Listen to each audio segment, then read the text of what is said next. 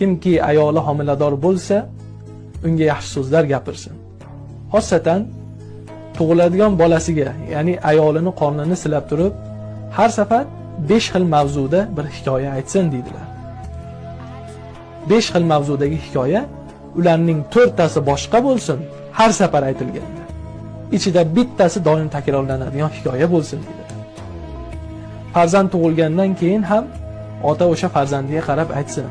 5 ta hikoya aytsin, to'ralasi boshqa, bittasi o'sha doim takrorlab kelayotgan hikoyasi bo'lsin deydilar.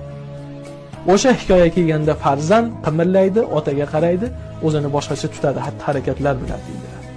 Demak, homiladorlik paytidagi onaga bo'lgan munosabatlar farzandga ham katta ta'sir ko'rsatadi. Shuning uchun hozirgi kunda nervenli bolalar ko'payadi. Nimaga? Ota ko'p achchiq qilgan, do'q qilgan yoki har xil kasallar bilan tug'iladi. Bularning hammasi tashqi muhitda omillari hisoblanadi.